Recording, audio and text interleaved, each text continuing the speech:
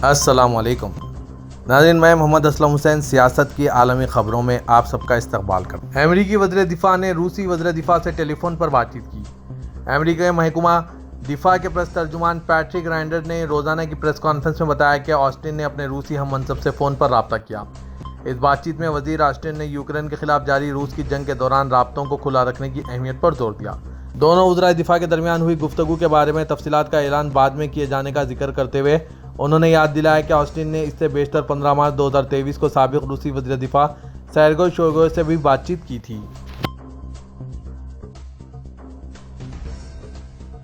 Kenya میں taxes میں اضافے کے حوالے سے مجوزہ 2024 فائنانس بل کی مخالفت کرنے والے مظاہرین کے خلاف سیکورٹی فورسز کی مداخلت کے نتیجے میں کم از کم 10 افراد اپنی جانوں سے ہاتھ دھو بیٹھے۔ دارالحکومت نیروبی میں بل کے خلاف احتجاجی مظاہرے میں پولیس نے مداخلت کی۔ پارلیمنٹ کی عمارت میں داخل ہونے والے مظاہرین پر پولیس کی فائرنگ کے نتیجے میں کم از کم 10 افراد ہلاک ہو گئے۔ جھنڈوں اور بینرز کے ساتھ جلوس نکالنے والے مظاہرین نے مرکزی شاہراہوں کو بلاک کر دیا۔ یہ پارلیمنٹ کے باغیچے میں داخل ہو گئے اور وہاں موجود کچھ گاڑیوں کو نظر آتش کر دیا۔ مظاہرین نے پارلیمنٹ کی عمارت پر حملہ کیا، جس پر ارکان پارلیمنٹ نے زیر زمین سرنگوں میں پناہ لی۔ سیکورٹی فورسز کی مداخلت سے مظاہرین کو پارلیمانی علاقے سے ہٹا دیا گیا اور عمارت کے ارد گرد کے علاقے کو کنٹرول میں لے لیا گیا۔ وزیر دفاع عدن ڈوئل نے مظاہروں میں 10 افراد کی ہلاکت کے بعد قومی پولیس کی مدد کے لیے فوج کو تعینات کیا ہے۔ اس سے قبل بات چیت کی اپیل کرنے والے صدر روت نے مظاہروں میں 10 افراد کی ہلاکت کے بعد اپنے بیان میں مظاہروں کو غداری قرار دیا اور عوام کو امن و امان قائم کرنے کا مشورہ دیا۔ اپوزیشن لیڈر نے حکومت سے مطالبہ کیا کہ وہ کینیا کے بچوں کا قتل بند کریں اور 2024 فائنانس بل کو واپس لے لے۔ ملک میں زیادہ تر نوجوانوں پر مشتمل مظاہرین 18 جون سے مختلف شہروں میں 2024 فائنانس بل کے خلاف احتجاج کر رہے ہیں۔ نیٹو کے نئے سیکریٹری جنرل ہالینڈ کے وزیر اعظم مارک روٹ ہو گئے ہیں۔ نیٹو کے مطابق مارک روٹ نیٹو کے نئے سیکریٹری جنرل مقرر کیے گئے ہیں، جو کہ 1 اکتوبر کو اپنا عہدہ سنبھالیں گے۔ روٹ نے گزشتہ سال ملک کی مخلوط حکومت تحلیل ہونے کے بعد اعلان کیا تھا کہ نئی حکومت کے قیام کے بعد وہ سیاست کو خیر آباد کہہ دیں گے۔ مختصر عرصے میں انہیں مختلف رکن ممالک کی تائید حاصل ہو گئی تھی۔ آخری ملک ہنگری تھا، جس نے 18 جون کو ان کی نامزدگی قبول کر لی تھی۔ 20 جون کو رومانیہ کے صدر اور سیکریٹری جنرل کے لیے امیدوار کلاوس لوہانس کی دستبرداری کے بعد مارک روٹ اس عہدے کے لیے واحد امیدوار بچے تھے۔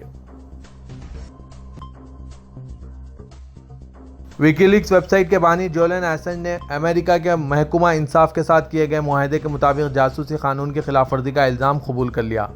ایسنج کے مقدمے کی سماعت بحر کاہل کے ایشیائی ساحل کے قریب واقع شمالی میرینا جزائر کے ڈسٹرکٹ کورٹ میں ہوئی۔ ایسنج نے معاہدے کی روح سے جاسوسی کرنے کے قانون کی خلاف ورزی کا اعتراف کر لیا، جس کے بعد ویکی لیکس کو فراہم کردہ تمام تر دستاویز کو ضائع کرنے کا فیصلہ کیا گیا۔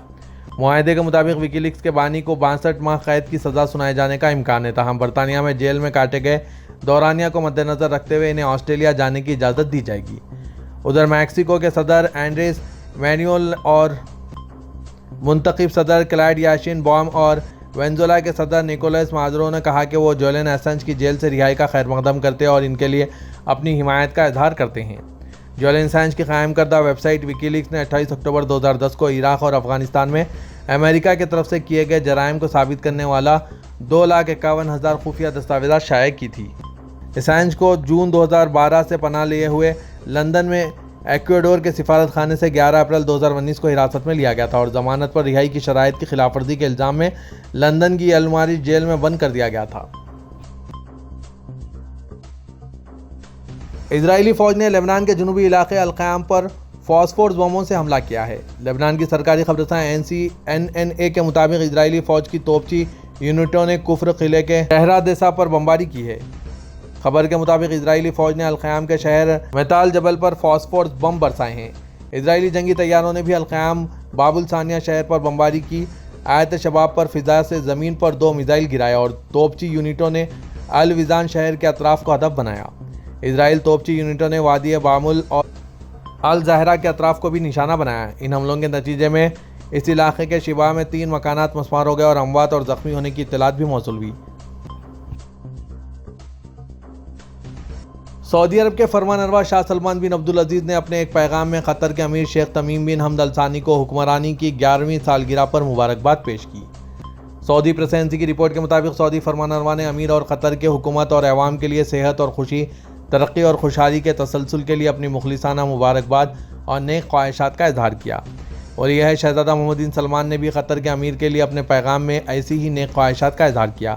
شیخ تمیم بن حمد ال ثانی 25 جون 2013 کو اس وقت حکمران بنے تھے جب ان کے والد شیخ حمد بن خلیفہ ال ثانی نے اقتدار چھوڑ کر اپنے بیٹے کو سونپ دیا تھا۔ سعودی عرب کی وزارت اسلامی امور نے رواں سال حج موسم کے دوران 20 لاکھ زائرین اور سیاحوں کو 14 لاکھ مذہبی خدمات فراہم کی ہے۔ سعودی پریس ایجنسی کے مطابق ان خدمات کی فراہمی کے لیے 600 مرد اور خواتین مبلغین نے مشاعر مقدسہ کے بارے میں لوگوں کو کئی زبانوں میں رہنمائی فراہم کی۔ جن دیگر موضوعات پر لوگوں کو آگہی دی گئی ان میں اسلام اور اعتدال کی اہمیت شامل ہے۔ ایام تشریق کے دوران مکہ مکرمہ اور مدینہ منورہ میں مسجد نبوی کے اندر زائرین کی رہنمائی کے لیے عملہ بھی مقرر کیا گیا تھا۔ وزیر اسلامی امور شیخ عبداللطیف بن عبدالعزیز آل شیخ نے خدمات فراہم کرنے والے اسٹاف کا شکریہ ادا کیا۔ انہوں نے کہا کہ زائرین کی مدد کے لیے قائم کردہ وزارت کی مفت ٹیلی فون سروس بہت مفید ثابت ہوئی ہے۔ سابق سعودی اسکول ٹیچر کا کہنا ہے کہ ان کی گم ہو گئی اونٹنی 550 کلومیٹر کا سفر طے کر کے ان کے پاس واپس لوٹ آئی ہے۔ العربیہ کے مطابق حازال شکرا نامی سعودی شہری جو ریٹائرڈ اسکول ٹیچر ہیں، انہوں نے بتایا کہ انہوں نے اعلیٰ تعلیم لندن سے حاصل کی، بعد ازاں مملکت میں شعبے تدریس سے منسلک ہو گئے۔ اسکول کی ڈیوٹی سے فارغ ہونے کے بعد روزانہ اپنی اونٹنی سے ملنے اور اس کی دیکھ بھال کے لیے باڑے جایا کرتے تھے، جہاں کافی وقت اونٹنی کے ساتھ گزارا کرتے تھے۔ سعودی شہری کا کہنا تھا کہ ایک دن باڑا گیا تو معلوم ہوا ہے کہ اونٹنی وہاں نہیں ہے، جسے صحرائی علاقے میں کافی تلاش کیا مگر اس کا کوئی سراغ نہیں ملا۔ ایک دن اچانک اونٹنی ایک ریوڑ کے ساتھ علاقے میں آئی۔ جیسے ہی میں نے اس کا نام لے کر اسے پکارا تو وہ دوڑتی ہوئی آئی اور اپنا سر میرے کندھے پر رکھ دیا۔ بعد میں یہ معلوم ہوا ہے کہ اسے سوڈانیوں نے کسی سے خریدا تھا جو اسے اپنے علاقے میں لے گئی تھی۔ سعودی عرب میں الباحہ ریجن کا قریہ تاریخی گاؤں زی این اپنی منفرد ثقافتی شناخت کے اعتبار سے نمایاں مقام حاصل کیا ہے۔ اس گاؤں کی تاریخ 8ویں صدی عیسوی سے ملتی ہے، جبکہ یونیسکو کے ریکارڈ کے مطابق قریہ کی عمر 400 برس سے زیادہ ہے۔ سعودی خبررساں NCSPA کے مطابق مملکت کی سطح پر قریہ زی این کا شمار اہم تاریخی علاقوں میں ہوتا ہے۔ گاؤں میں 49 محل اور عمارتیں موجود ہیں جو عہد قدیم میں چٹانی پتھروں سے تعمیر کی گئی تھی۔ قریہ کی ایک جامع مسجد ہے جس میں 5 وقت کی نماز باجماعت ادا کی جاتی ہے، علاوہ نماز جمعہ بھی ہوتی ہے۔ گاؤں قدرتی حسن سے مالا مال ہے جس کی خوبصورتی کو الفاظ میں بیان کرنا انتہائی دشوار ہے۔ قریہ زی این کی جغرافیائی حیثیت انتہائی اہم ہے جو عہد رفتہ میں بیرونی حملہ آوروں سے تحفظ فراہم کرتی ہے، جبکہ معاشی اعتبار سے بھی اس گاؤں کی خصوصیات نمایاں ہیں۔ صدر ترکی رجب طیب اردوغان نے نیٹو کے سیکرٹری جنرل منتخب ہونے والے مارک روٹ سے فون پر بات چیت کی۔ صدارتی محکمہ اطلاعات کی طرف سے جاری کردہ بیان کے مطابق صدر ترکی اردوغان نے اس بات چیت میں روٹ کی ان کے نئے عہدے پر کامیابی کے لیے نیک خواہشات کا اظہار کیا۔ روٹ نے صدر اردوغان کی حمایت پر ان کا شکریہ ادا کیا۔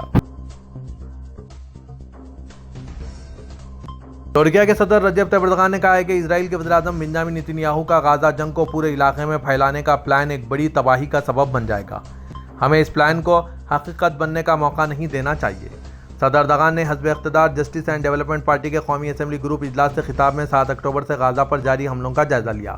انہوں نے کہا کہ 2 ہفتے قبل ہم اپنے دورے اسپین اور اٹلی کے دوران غزہ کے شہریوں پر اسرائیلی مظالم کا موضوع ایجنڈے پر لائے تھے۔ ہم نے کھلے الفاظ میں کہا ہے کہ جب تک فلسطین پر قبضہ اور قتل عام جاری ہے، دنیا کی کوئی بھی جگہ محفوظ نہیں رہ سکتی۔ صدر اردوغان نے کہا کہ اسرائیل کی سرکشی اور ڈھونس کا مؤثر ترین جواب فلسطینی ریاست کو تسلیم کرنا ہے۔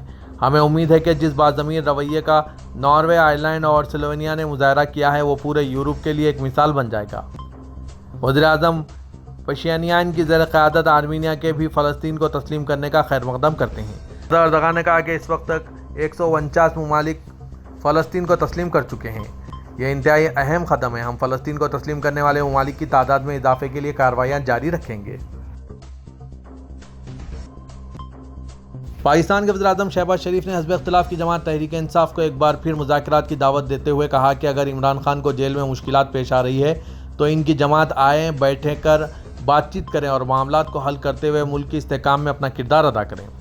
وزیر اعظم پاکستان کی اس پیشکش کے جواب میں قائد حزب اختلاف عمر ایوب نے مذاکرات کے لیے عمران خان اور تحریک انصاف کے رہنما اور کارکنان کی رہائی، مقدمات کے خاتمے اور فارم 45 کے تحت جیتے ہوئے ارکان کی نشستیں واپس کرنے کی شرائط رکھ دی۔ آج چارشنبے کو قومی اسمبلی میں اپوزیشن رکن علی محمد خان کی تقریر کے جواب میں اظہار خیال کرتے ہوئے وزیر اعظم پاکستان شہباز شریف نے کہا کہ اگر کسی کے ساتھ زیادتی ہوئی ہے تو انصاف کا پلڑا ہمیشہ بھاری رہنا چاہیے۔ اگر آج عمران خان کو مشکلات ہیں تو آئیں بیٹھ کر بات کریں۔ انہوں نے ایک بار پھر تحریک انصاف کو مذاکرات کی پیشکش کرتے ہوئے کہا کہ سن 2018 میں میثاق معیشت کی بات کی تھی، مگر میثاق معیشت کی پیشکش پر جو نعرے بلند ہوئے وہ ناقابل ذکر ہے۔